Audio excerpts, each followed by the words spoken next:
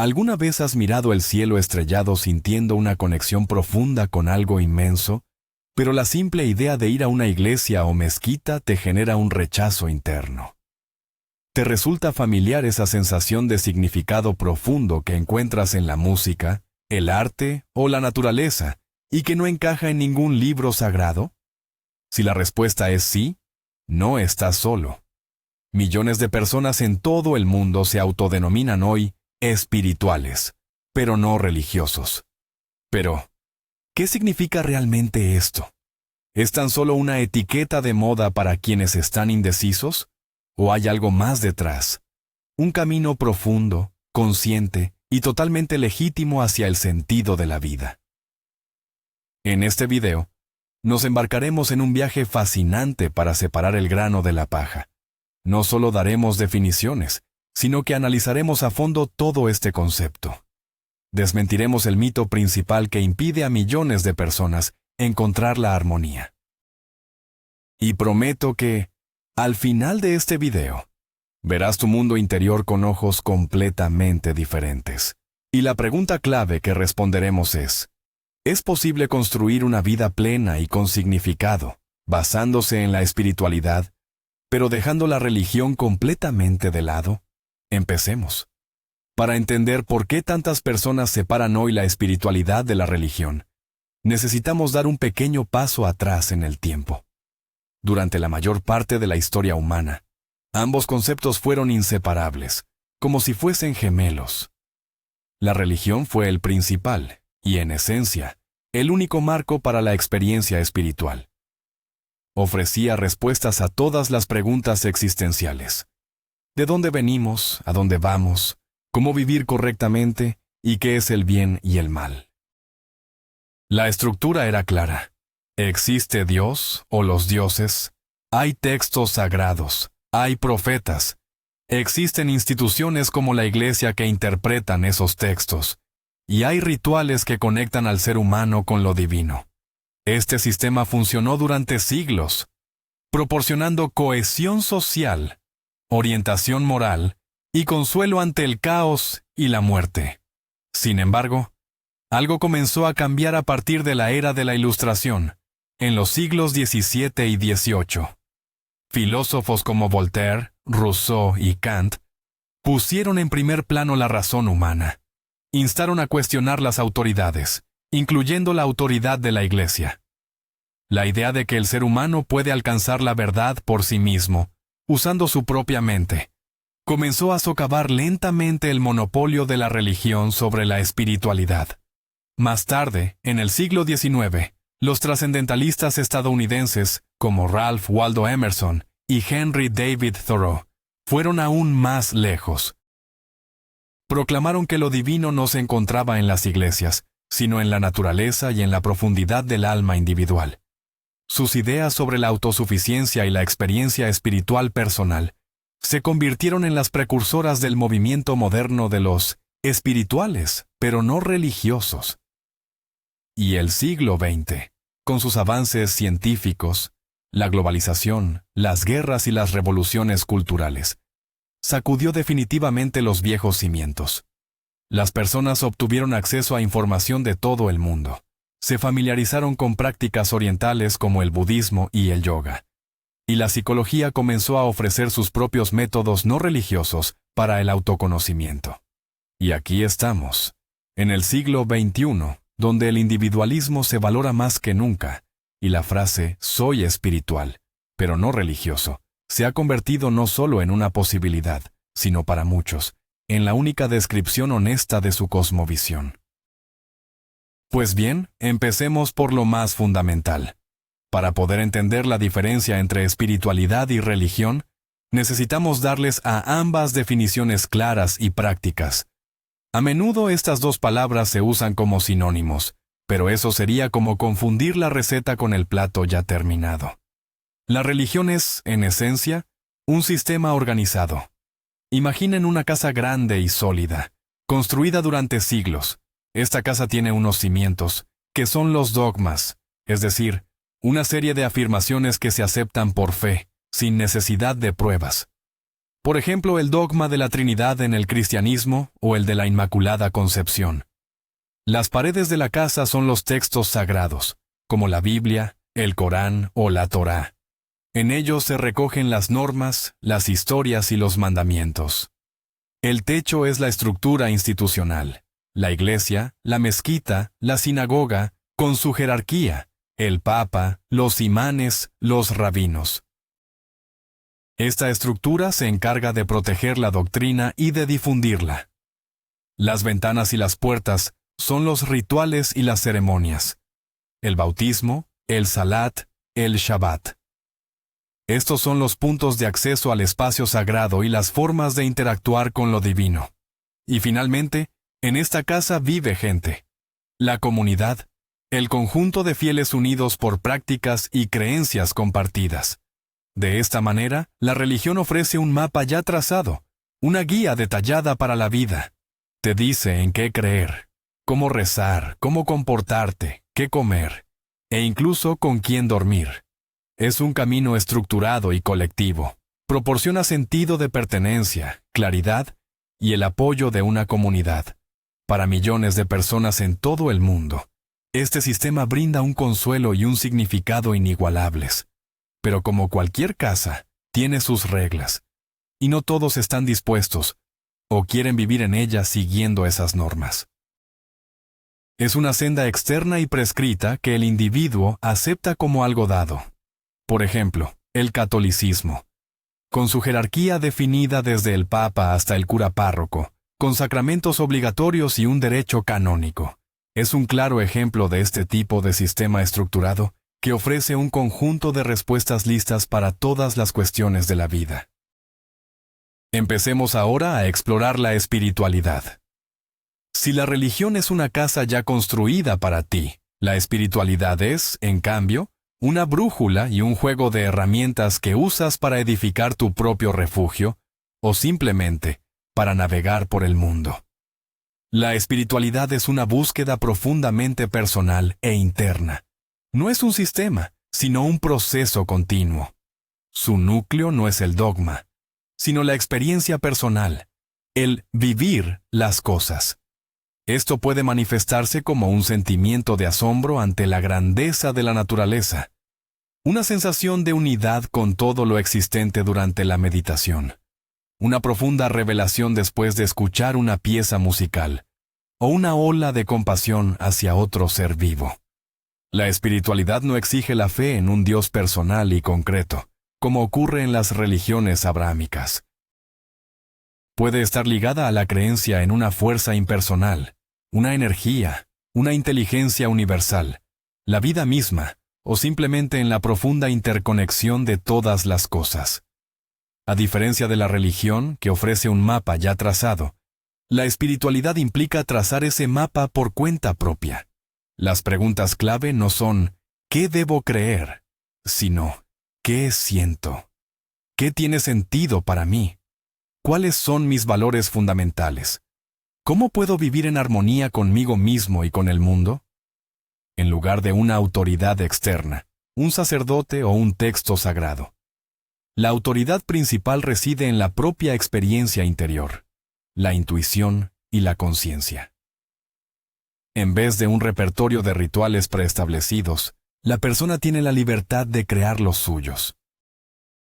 Por ejemplo, para algunos, una taza de café en silencio por la mañana, vivida con plena conciencia y presencia, puede ser un ritual mucho más significativo que asistir a un servicio dominical. En resumen, la espiritualidad no consiste en seguir reglas, sino en formular preguntas. Es el camino del explorador, no del seguidor. Esto no implica que sea una senda más fácil. Por el contrario, exige una mayor responsabilidad, autoanálisis y valentía, ya que todas las respuestas deben buscarse en el interior, y no en textos milenarios. Es un camino interno, individual y a menudo único. Ya que estamos hablando de historia, profundicemos un poco más en las raíces filosóficas de esta separación. La idea de que la experiencia personal puede ser más importante que el dogma, por supuesto, no nació en el siglo XXI. Algunos de los primeros en desarrollar activamente este pensamiento en la cultura occidental fueron los filósofos de la Ilustración. No eran necesariamente ateos. De hecho, muchos eran deístas. Es decir, creían en un Dios creador, que diseñó el universo como un perfecto mecanismo de relojería, pero que ya no interviene en sus asuntos. Para ellos, la razón era la herramienta principal para el conocimiento, incluyendo el conocimiento de lo divino. Creían que las leyes morales universales podían deducirse mediante la lógica y la observación de la naturaleza, y no solo a través de las revelaciones escritas en la Biblia. Criticaron duramente la fe ciega, las guerras de religión y el dominio de la Iglesia sobre la mente humana.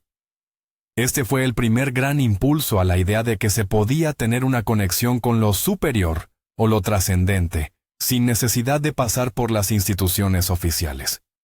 Pero el verdadero florecimiento de la espiritualidad individual tuvo lugar en el siglo XIX en Estados Unidos, con el movimiento del trascendentalismo. Pensadores como Ralph Waldo Emerson, Henry David Thoreau y Margaret Fuller se convirtieron en auténticos profetas de la espiritualidad sin religión. Emerson, en su famoso ensayo Autosuficiencia, instaba a cada individuo a confiar en su intuición y en su visión única del mundo, en lugar de seguir ciegamente las tradiciones. Él escribió que dentro de cada ser humano reside algo divino. Thoreau fue aún más lejos, y se instaló durante 2 años en una cabaña junto al estanque Walden, para llevar una vida sencilla y buscar la verdad en el aislamiento y la comunión con la naturaleza. Su libro, Walden, o La vida en los bosques, se convirtió en una Biblia para todos aquellos que buscan la espiritualidad en la sencillez y la naturalidad, en lugar de en los pomposos ritos eclesiásticos. Los trascendentalistas creían que Dios estaba presente en todas partes, en cada árbol, en cada persona, y que no se necesitaban intermediarios para comunicarse con Él. Sus ideas, audaces y revolucionarias para su época, sentaron una base sólida para la comprensión moderna de la espiritualidad, como un viaje enteramente personal e íntimo. Muy bien, una vez que hemos cubierto la parte histórica y filosófica, la pregunta clave es, ¿por qué tanta gente hoy en día elige precisamente este camino? Sumerjámonos en la psicología de este fenómeno. ¿Qué impulsa al ser humano moderno a decirle, gracias pero no, a la religión organizada y a navegar por libre? Las razones son múltiples y profundamente arraigadas. La primera, y probablemente una de las más frecuentes, es la experiencia personal negativa. Para mucha gente, la religión se asocia directamente con el trauma.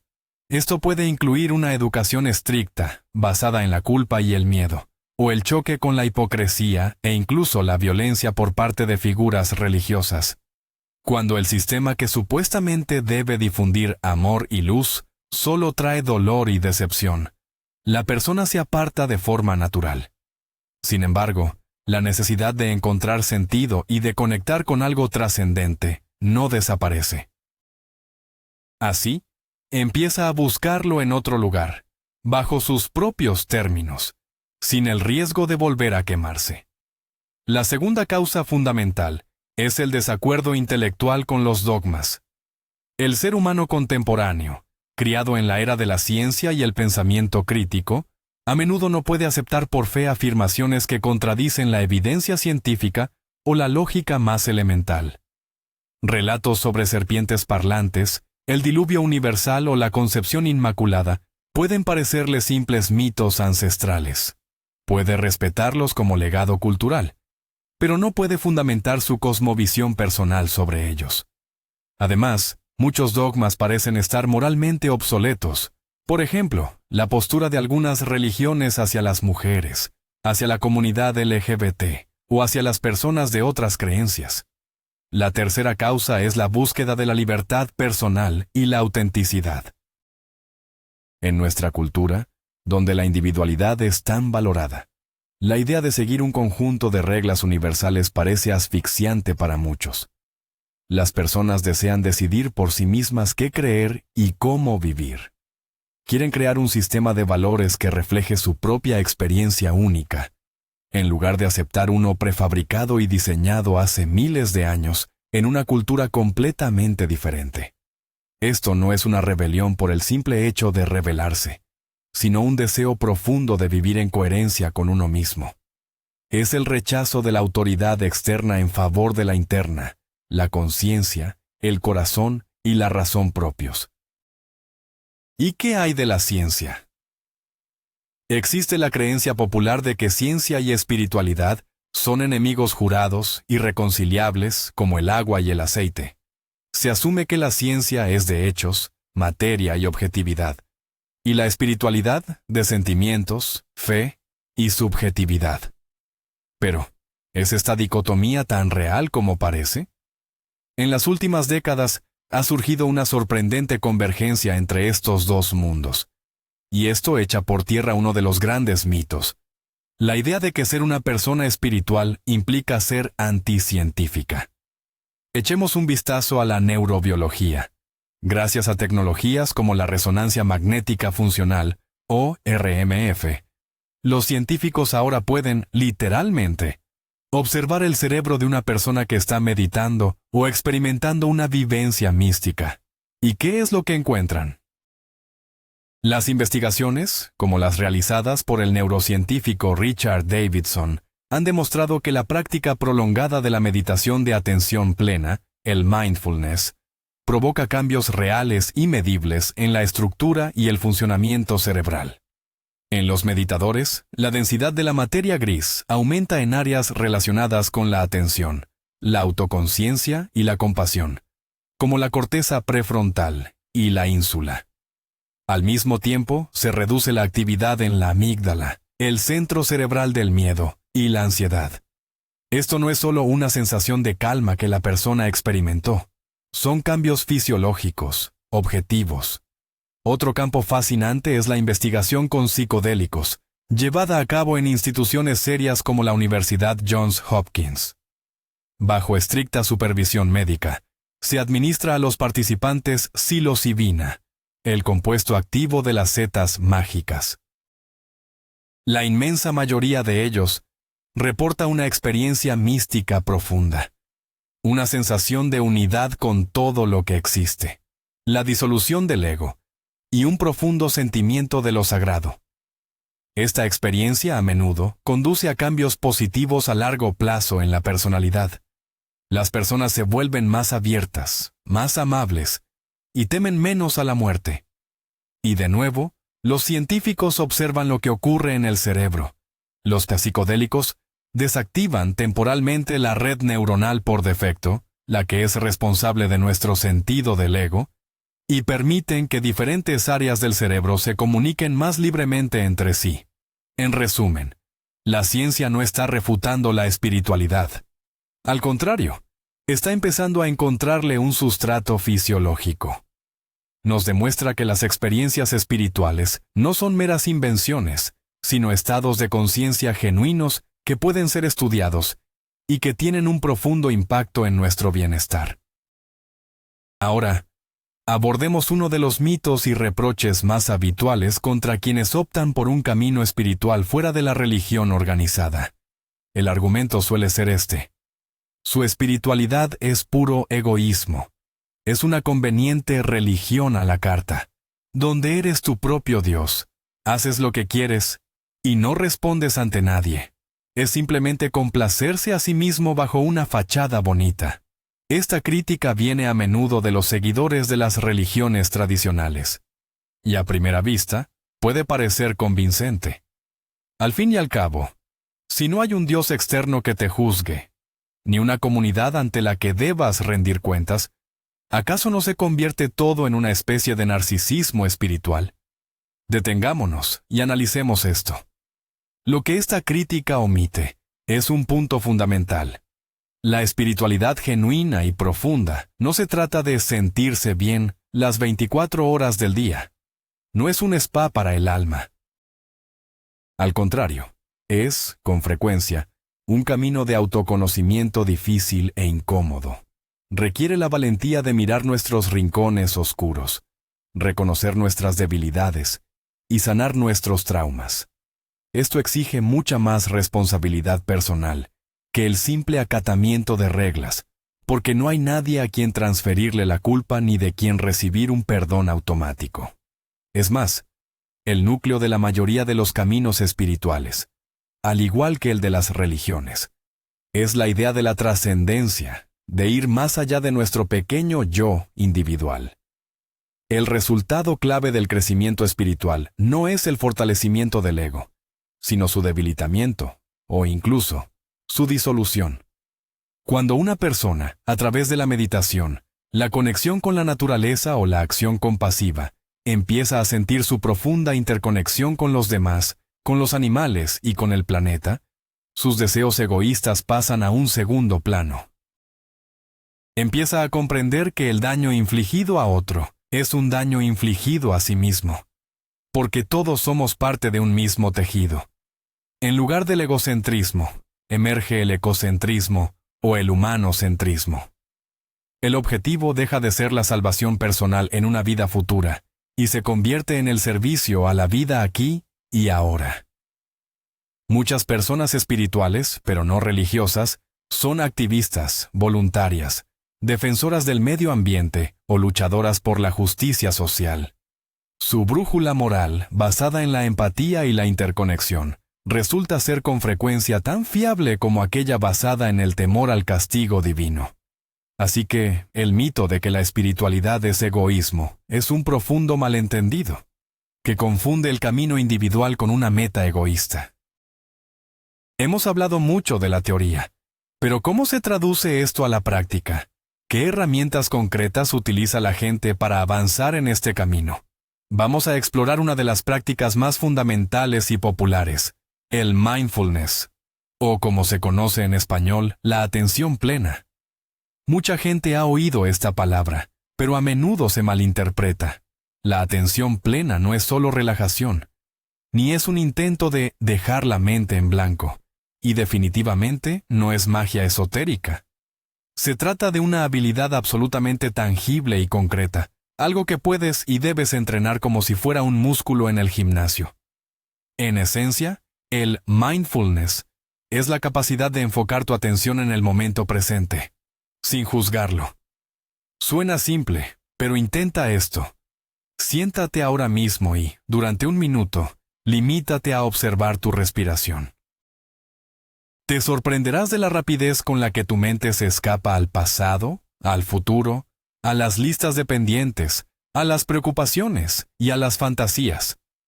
Nuestra mente es una máquina de fabricar pensamientos, y la mayor parte del tiempo estamos completamente identificados con ese flujo. No lo controlamos. Él nos controla a nosotros.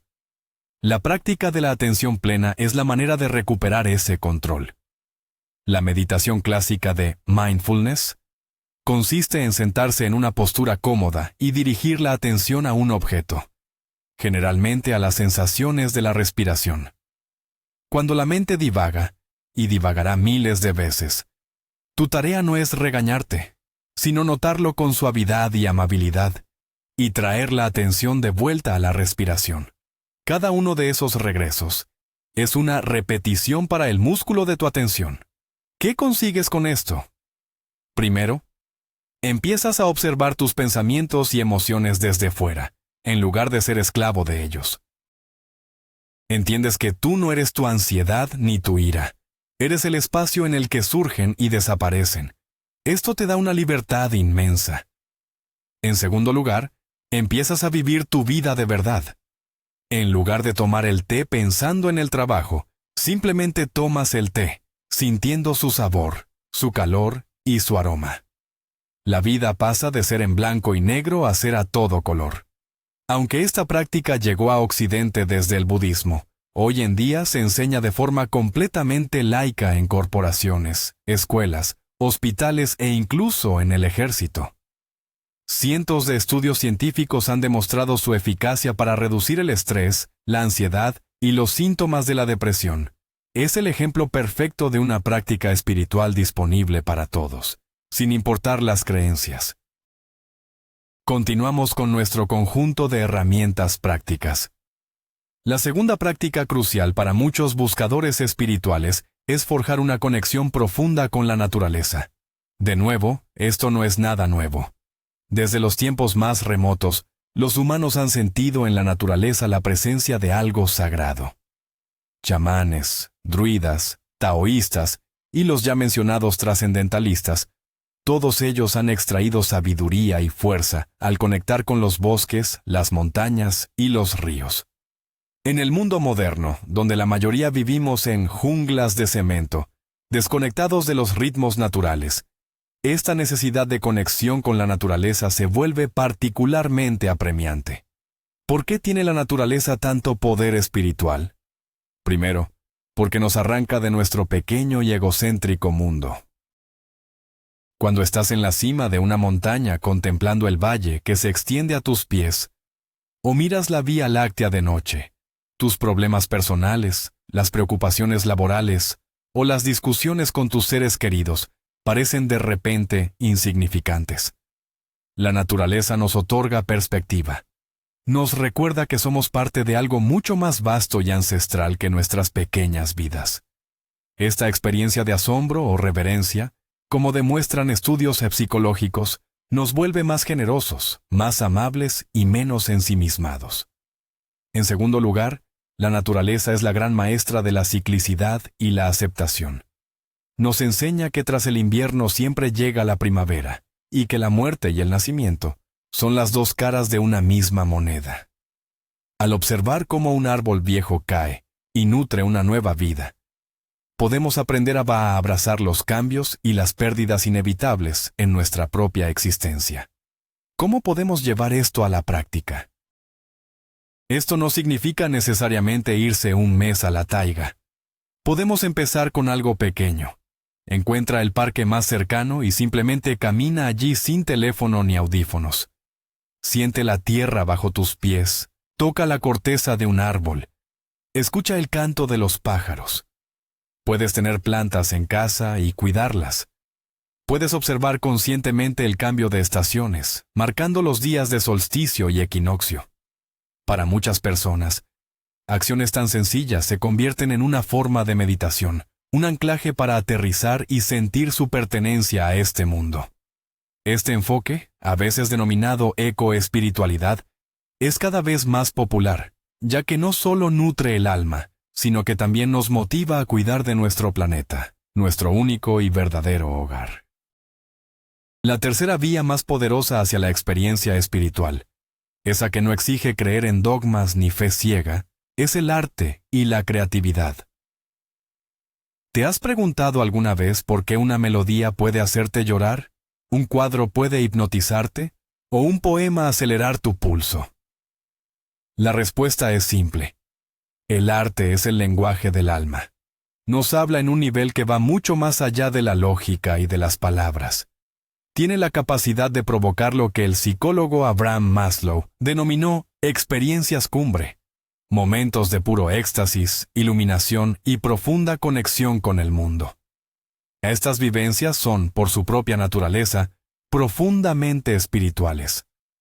Este camino, además, funciona en ambas direcciones, tanto para quien percibe el arte como para quien lo crea.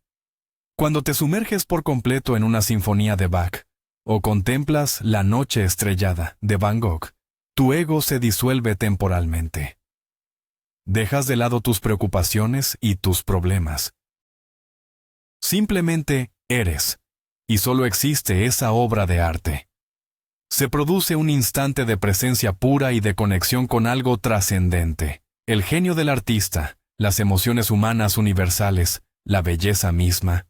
Esta vivencia puede ser tan profunda y espiritual como una oración en un templo.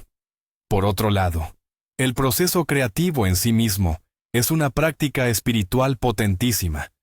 Cuando un artista, músico, escritor o incluso un ceramista se absorbe totalmente en su labor, entra en lo que el psicólogo Mihaly Csikszentmihalyi llamó el estado de flujo o el flow. En este estado, la noción del tiempo se desvanece, la autoconciencia desaparece, y solo queda la acción, una fusión total con ella. Muchas personas creativas lo describen como si una fuerza superior creara a través de ellos, como si solo fueran meros canales o conductos. Esto no tiene por qué limitarse al arte superior. Puedes experimentarlo al cocinar con amor, al cuidar tu jardín, tejer o bailar. Cualquier acción realizada con plena dedicación y atención se convierte en un acto creativo y, por lo tanto, en una forma de meditación.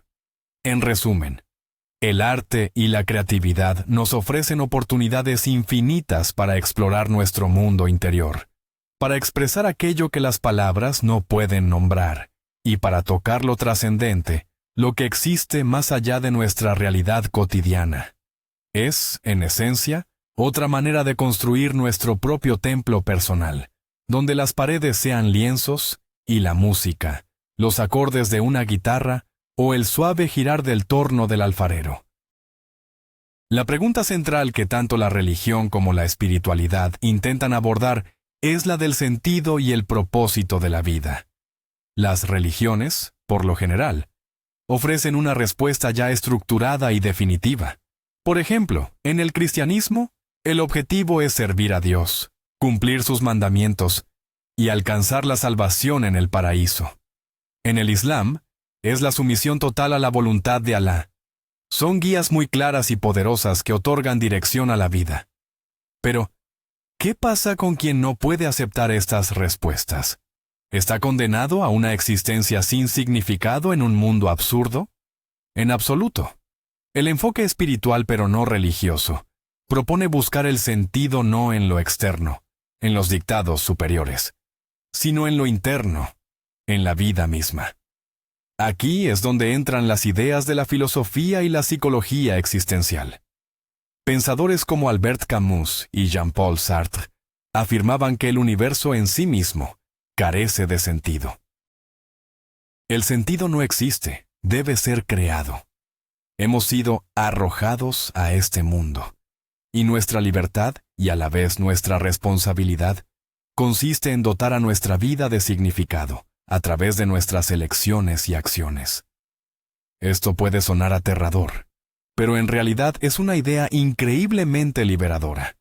Nos dice que no somos simples peones en el juego de nadie, sino los artistas que pintan el lienzo de nuestra propia vida. El psicólogo austriaco Viktor Frankl, quien sobrevivió a los horrores de los campos de concentración nazis, desarrolló esta idea en su doctrina, la logoterapia, o terapia del sentido. Observando a los prisioneros, concluyó que los que más a menudo sobrevivían eran aquellos que tenían un porqué para vivir. Algunos querían volver a ver a sus hijos, otros, terminar de escribir un libro. Frankl identificó 3 caminos fundamentales para encontrar el sentido.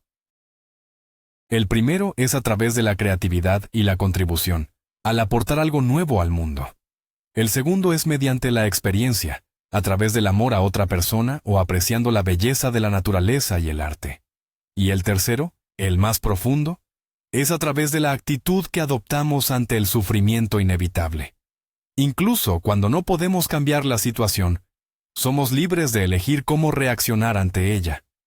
Por lo tanto, para la persona espiritual, el sentido de la vida no es algo que haya que encontrar, como un tesoro, sino algo que debe construirse. El sentido puede residir en criar a los hijos, ayudar a otros, conocer el mundo, crear algo hermoso o, simplemente, aspirar a convertirnos en la mejor versión de nosotros mismos. Es un proceso dinámico y vivo, no una verdad estática dada de una vez y para siempre. La siguiente pregunta lógica y sumamente importante es: ¿qué pasa con la moral? Si no existe un Dios que nos haya entregado mandamientos en tablas de piedra y no hay miedo al infierno, ¿significa esto que todo está permitido?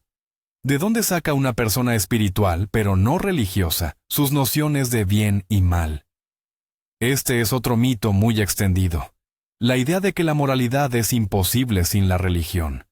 Sin embargo, la historia y el pensamiento ético contemporáneo demuestran que esto no es cierto.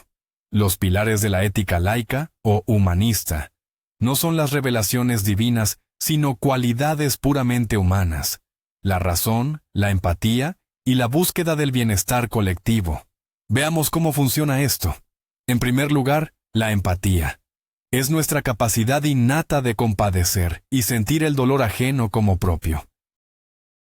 La neurociencia incluso ha descubierto en nuestro cerebro las llamadas neuronas espejo, que se activan tanto cuando realizamos una acción como cuando vemos a alguien más hacerla.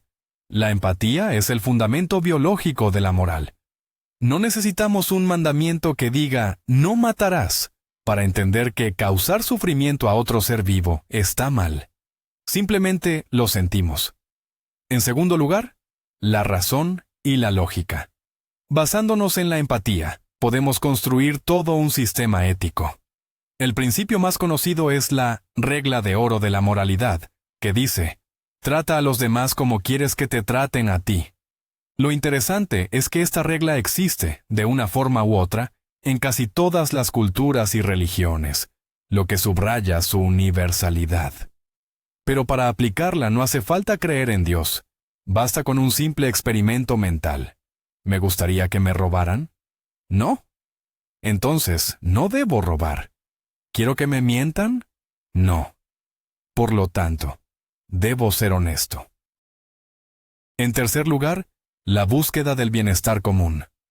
La ética laica es a menudo consecuencialista, lo que significa que evalúa un acto basándose en sus resultados. Una buena acción es aquella que conduce a la mayor felicidad y a la menor cantidad de sufrimiento para el mayor número de personas. Esta idea, conocida como utilitarismo, nos exige pensar no solo en nosotros mismos, sino también en cómo nuestras acciones impactan a la sociedad en general. Por lo tanto, la moral de una persona espiritual se basa no en el miedo al castigo ni en el deseo de una recompensa en el más allá, sino en la profunda convicción interna de que la compasión, la honestidad y la preocupación por los demás son, sencillamente, la mejor manera de coexistir en este planeta. Es una moral que surge del interior, no impuesta desde fuera. Otra crítica que se les suele hacer a las personas que son espirituales, pero no religiosas, es que son, sencillamente, solitarias. Como ya hemos dicho, la religión proporciona un fuerte sentido de comunidad, de pertenencia a una gran familia. Los feligreses rezan juntos, celebran festividades y se apoyan mutuamente en momentos difíciles. Pero, ¿qué pasa con el buscador espiritual individualista? ¿Acaso está condenado al aislamiento total en su camino? Este estereotipo del místico solitario, sentado en la cima de una montaña, no se ajusta del todo a la realidad. Sí, la senda espiritual es ante todo un viaje interior, y los momentos de soledad son necesarios, pero eso no implica que deba recorrerse en completo aislamiento. El ser humano es social por naturaleza, y la necesidad de apoyo y conexión con personas afines no desaparece. Simplemente, las formas de esa interacción pueden variar. El mundo moderno ofrece muchas maneras de encontrar a nuestra tribu, fuera de las estructuras religiosas tradicionales. Esto incluye grupos de meditación, donde la gente se reúne para practicar y compartir experiencias. También existen los centros de retiro, donde uno puede pasar días o semanas profundizando en su práctica en un entorno de apoyo, y las clases de yoga, que para muchos son mucho más que un simple ejercicio, convirtiéndose en un punto de encuentro para personas con valores similares. Las comunidades en línea juegan un papel fundamental. Foros, grupos en redes sociales, podcasts y canales de YouTube dedicados a la espiritualidad, el desarrollo personal y la filosofía congregan a millones de personas de todo el mundo. En estos espacios uno puede hacer preguntas, compartir revelaciones, obtener apoyo y darse cuenta de que no está solo en su búsqueda. Es más, la comunidad de una persona espiritual no tiene por qué ser formal.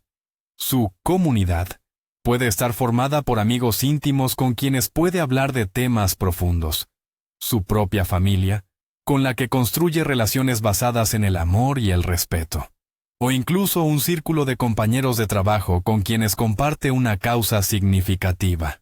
Es crucial entender que la calidad del vínculo es más importante que la cantidad o la pertenencia formal. Uno puede sentirse increíblemente solo en una iglesia abarrotada si no comparte las convicciones de quienes le rodean. Y a la inversa, sentir una conexión profunda con un solo amigo con el que tiene una verdadera afinidad espiritual. Por lo tanto, el mito de la persona espiritual como un ser aislado y marginado no es más que eso, un mito. La búsqueda de personas afines y de apoyo es una parte natural e imprescindible de este camino. La cuestión de los rituales está intrínsecamente ligada a la idea de comunidad.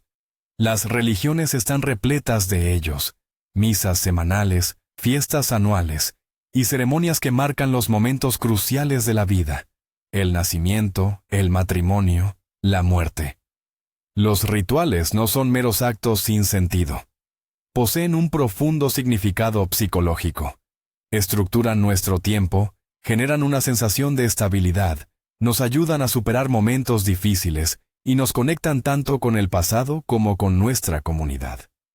Cuando una persona se aleja de una religión, puede experimentar un vacío, una carencia de esas acciones significativas y recurrentes. ¿Significa esto que el camino espiritual debe ser una vida sin rituales? Por supuesto que no.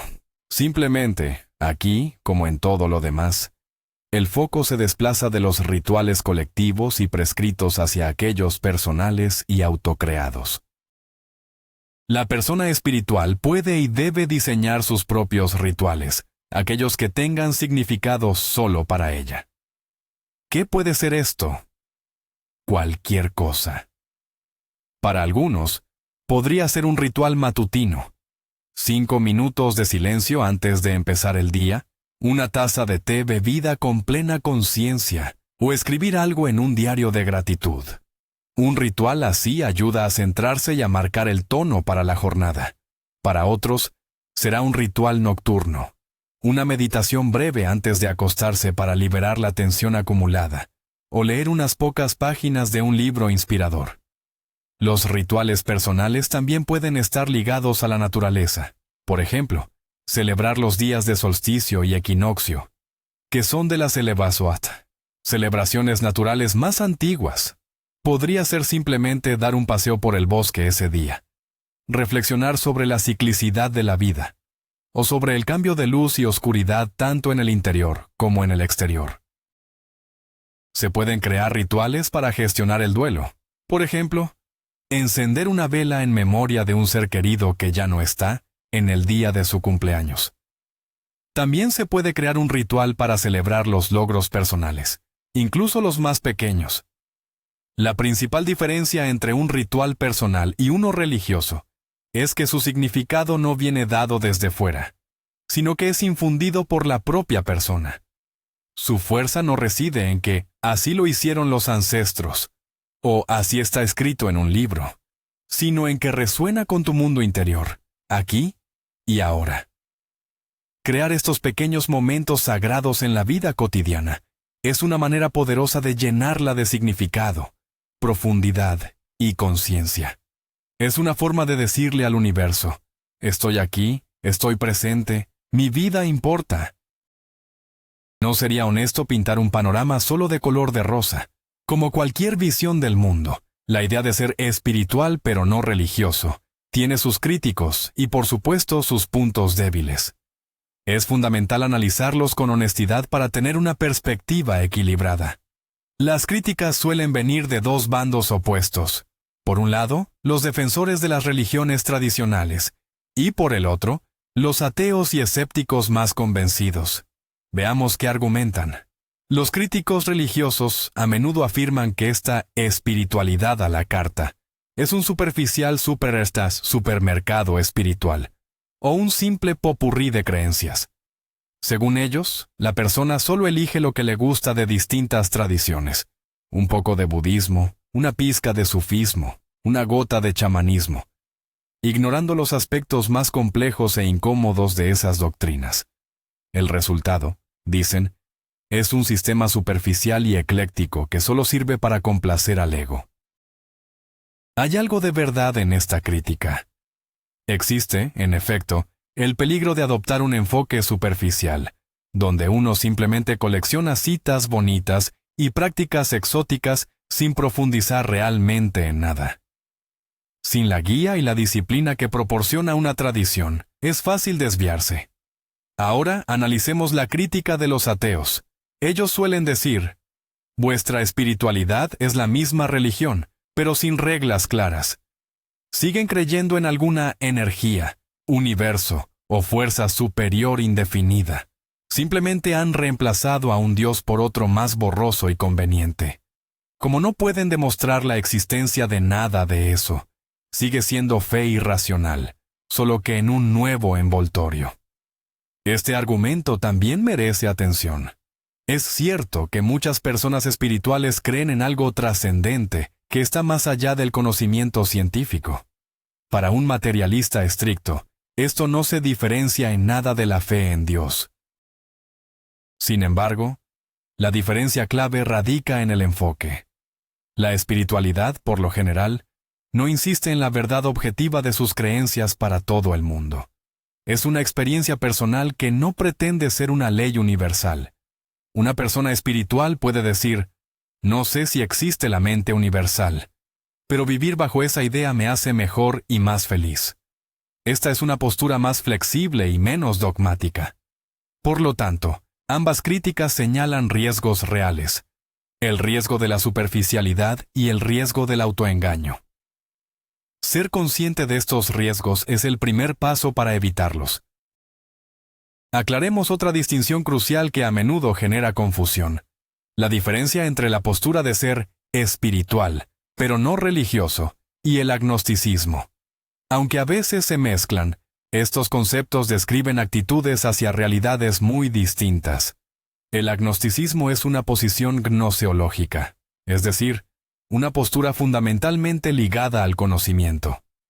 El agnóstico responde a la pregunta: ¿existe Dios o una fuerza superior?, con su célebre afirmación: no lo sé y nadie puede saberlo.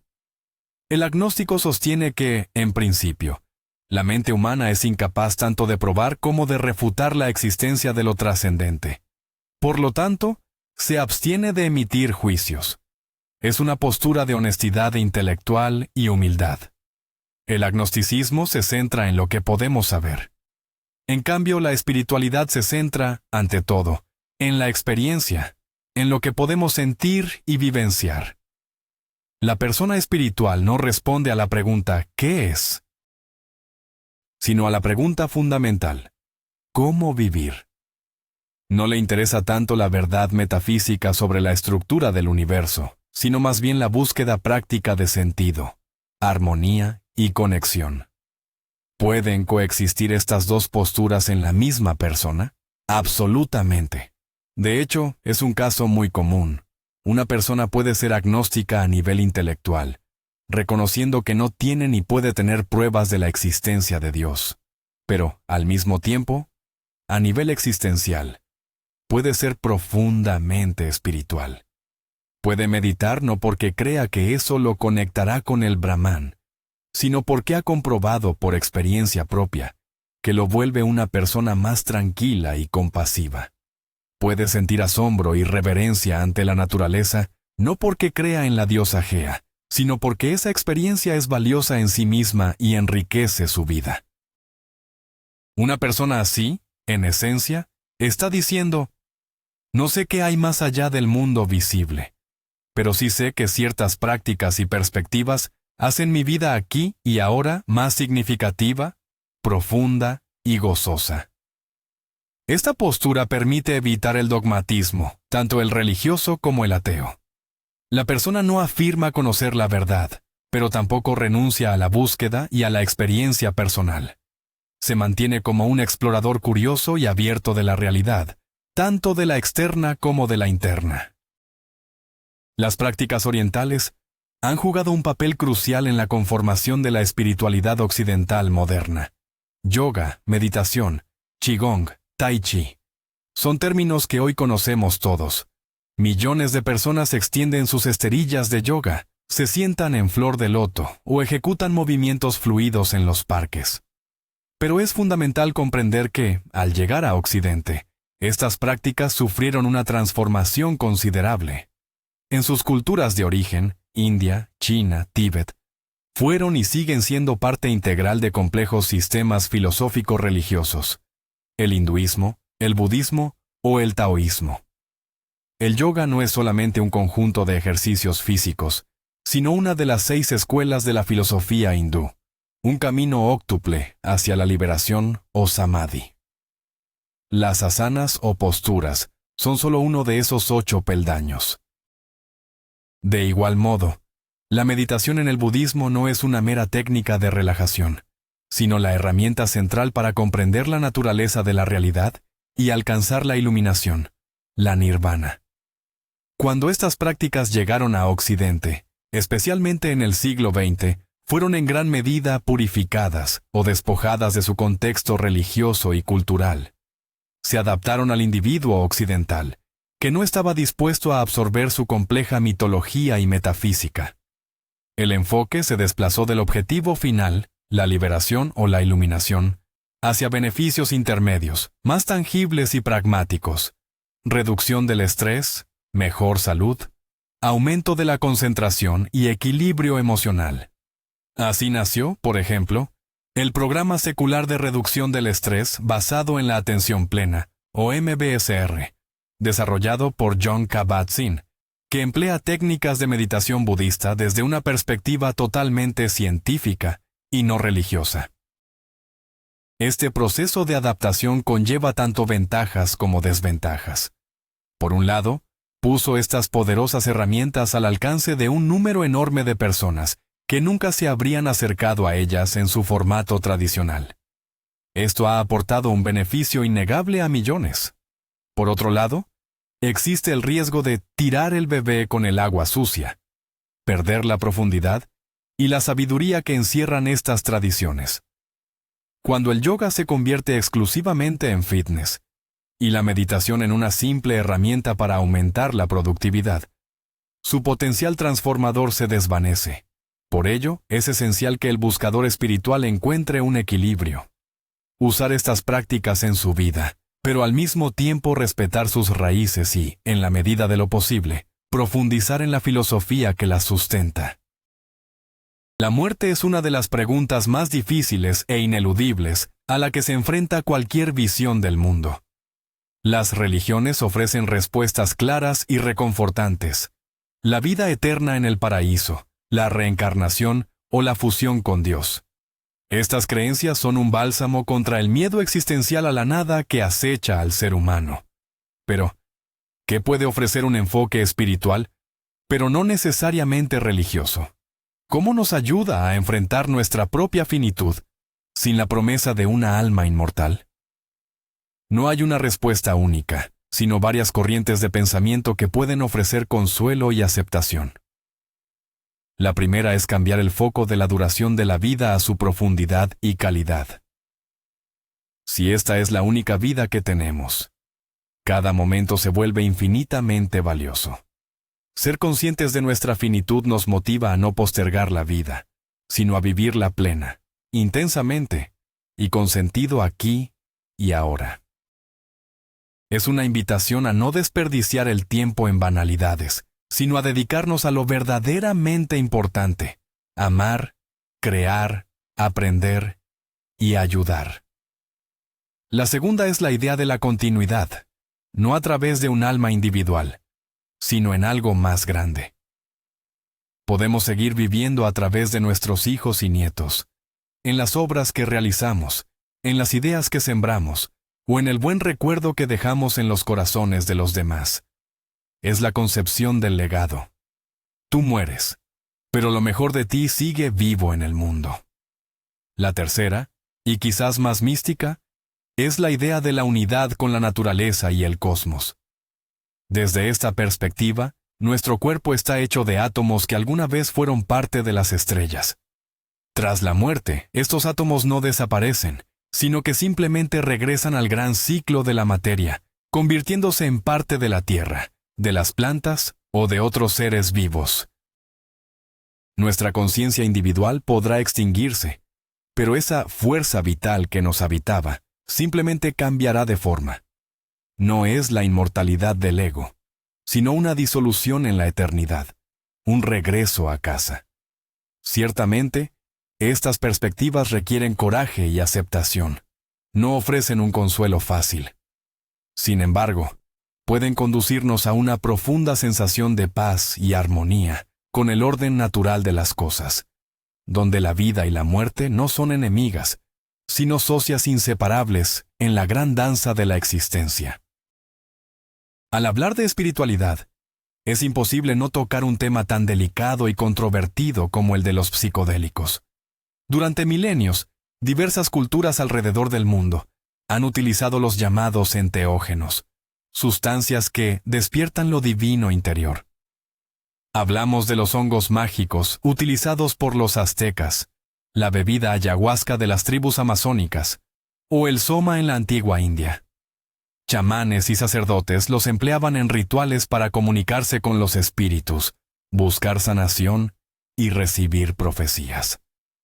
En el siglo XX, con el descubrimiento del LSD, los psicodélicos irrumpieron en la cultura occidental, convirtiéndose durante un tiempo en el símbolo de la contracultura. A esto le siguió un largo periodo de prohibición y demonización.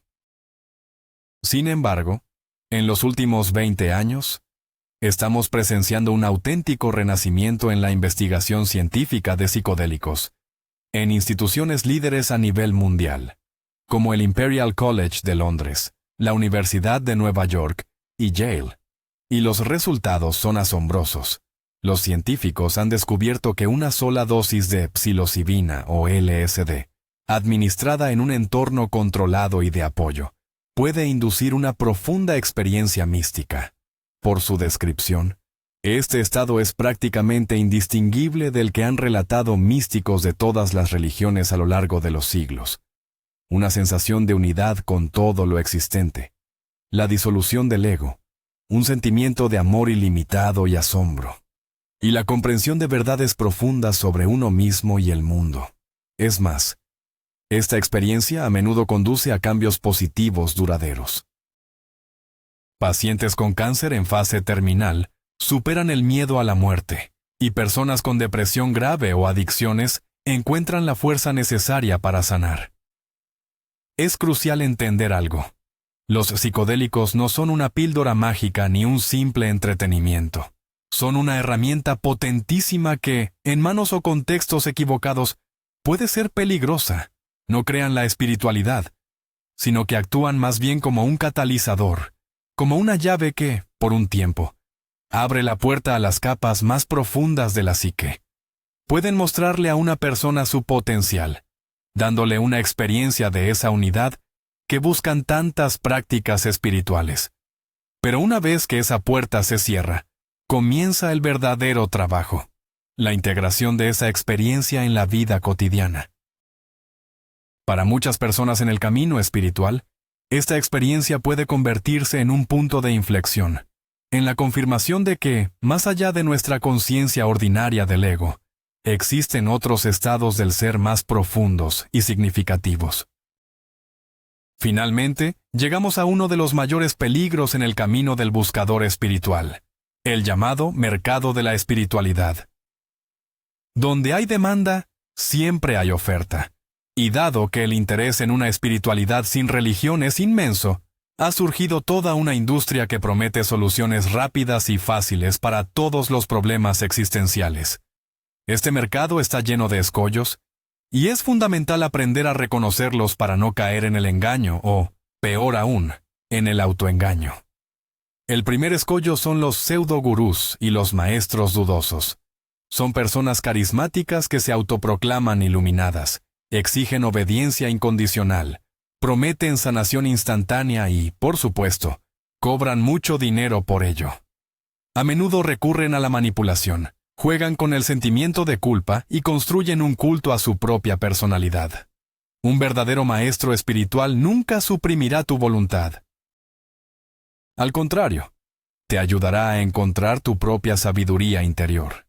Él te señalará la luna, pero jamás te pedirá que adores su dedo. El segundo riesgo es la mercantilización. Muchas prácticas ancestrales se están convirtiendo en productos de moda. El yoga se reduce a unos leggings caros, la meditación a una aplicación de pago en el móvil, y el mindfulness a talleres corporativos para aumentar la productividad. Por supuesto, no hay nada intrínsecamente malo en estas cosas, pero el peligro reside en que, detrás del empaque atractivo, se pierda la esencia. La espiritualidad no es algo que se pueda comprar, es algo que se debe practicar. El tercer escollo es la positividad tóxica. Es la creencia de que uno debe ser siempre positivo, vibrar siempre en altas frecuencias, y que cualquier emoción negativa es una señal de que eres poco espiritual. Este enfoque obliga a la gente a reprimir y negar sus sentimientos reales, la ira, la tristeza, el miedo. Pero la verdadera espiritualidad no se trata de estar siempre feliz. Se trata de ser íntegro. Se trata de tener el valor de encontrarse con nuestra sombra, de vivir y aceptar todas nuestras emociones, en lugar de pretender que no existen. ¿Cómo distinguir el grano de la paja? El criterio principal es tu brújula interior. Desarrolla el pensamiento crítico. Haz preguntas. Comprueba todo a través de tu propia experiencia. Si algo parece demasiado bueno para ser verdad, probablemente lo sea. Y recuerda, el verdadero camino espiritual conduce a una mayor libertad, responsabilidad y compasión. Nunca a la dependencia de un maestro o de otra metodología de moda. Bien, hemos recorrido un largo camino. Hemos definido qué son la religión y la espiritualidad, explorado la historia y la psicología, analizado prácticas específicas, respondido a las críticas y discutido los posibles escollos. Y ahora llegamos a la pregunta central. ¿Cómo unimos todo esto? ¿Cómo puedes, en la práctica, diseñar tu propio sistema espiritual, tu camino personal que funcione específicamente para ti? No es tan complicado como parece. Es un proceso creativo y fascinante. Aquí tienes 5 pasos prácticos para ayudarte a lograrlo. Paso 1. El autoconocimiento. Antes de construir nada, necesitas estudiar el material base. Y ese material eres tú. Hazte preguntas sinceras. ¿Qué es lo verdaderamente importante en mi vida? ¿Cuáles son mis valores fundamentales? ¿En qué momentos me siento más vivo, más conectado con algo superior? ¿Qué me trae alegría y qué me causa sufrimiento? ¿Qué significa para mí el bien y el mal? Toma un diario y simplemente empieza a registrar tus pensamientos, sin censurarlos. Este será tu material de partida. Paso 2.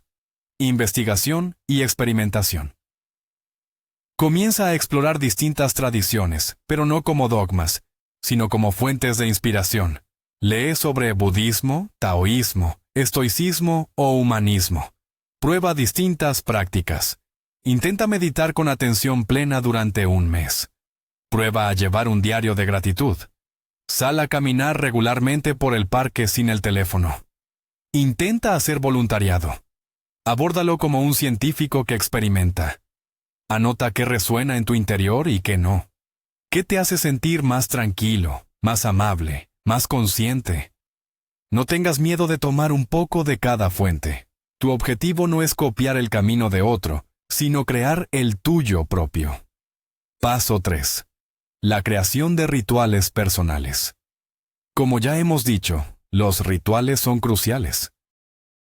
Basándote en tu experiencia, diseña algunos rituales sencillos pero significativos que puedas realizar con regularidad.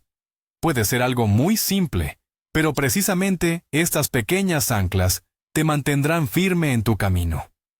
Paso 4. Buscar una comunidad.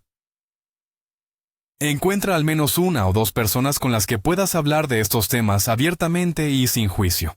Comparte tus descubrimientos, dudas y dificultades. El apoyo de personas afines es invaluable. Paso 5. Sé flexible. Y por último, el quinto y más importante paso. Sé flexible. Tu sistema espiritual no es un monolito tallado en piedra. Es un organismo vivo que crecerá y cambiará contigo, Lo que te funcionó a los 20 años puede dejar de funcionar a los 40. Prepárate para revisar tus creencias, renunciar a lo viejo y probar cosas nuevas. Lo esencial de este camino no es alcanzar un punto final, sino el proceso en sí. El proceso de conocerte a ti mismo y al mundo. El proceso de convertirte en una persona más íntegra, amorosa y sabia. Bien, pues hagamos un resumen de este largo viaje que hemos hecho juntos. ¿Es posible ser espiritual sin ser religioso? Después de todo lo que hemos analizado, creo que la respuesta es obvia. Sí, absolutamente. Hemos visto que la religión es un sistema organizado y colectivo, con sus dogmas, rituales e instituciones, mientras que la espiritualidad es una búsqueda personal e interior de significado, conexión y valores, basada en la propia experiencia. No son cosas mutuamente excluyentes. De hecho, se puede ser religioso y espiritual a la vez. Pero también es perfectamente posible recorrer un camino espiritual sin pertenecer a ninguna religión. Descubrimos que esta senda no es un invento del siglo XXI. Sus raíces se hunden profundamente en la historia y la filosofía. Entendimos que no contradice a la ciencia, sino que, por el contrario, a menudo encuentra confirmación en ella. Analizamos prácticas concretas, como la conciencia plena o mindfulness, la conexión con la naturaleza o la creatividad, que están al alcance de todos. Vimos que es posible construir una ética sólida, encontrar una comunidad y crear nuestros propios rituales fuera de las paredes de un templo o iglesia. Y lo más importante, desmantelamos el mito de que este es un camino para egoístas o solitarios. La verdadera espiritualidad no conduce a la autocomplacencia, sino a un profundo sentido de compasión y unidad con todo lo viviente. Por supuesto, este camino exige una mayor responsabilidad, valentía y autoconocimiento. Tiene sus trampas y sus riesgos, y no ofrece respuestas prefabricadas, pero es precisamente ahí donde reside su belleza y su valor. Es una senda para quienes están listos para asumir la responsabilidad de su vida y de su propio significado. Muchísimas gracias por haber recorrido este camino conmigo y por quedarte hasta el final. Si este vídeo te ha resultado útil y te ha hecho reflexionar, por favor, dale un me gusta. Eso ayuda mucho al canal. Y por supuesto, suscríbete para no perderte nuevos análisis profundos. Y ahora, la pregunta principal para ti. ¿Cómo defines tu propia espiritualidad? ¿Te consideras religioso, espiritual, ambas cosas, o ninguna de ellas? Comparte tu historia en los comentarios. Me resultará increíblemente interesante leer vuestras reflexiones y experiencias. Creemos un debate verdaderamente profundo. Nos vemos en próximos vídeos.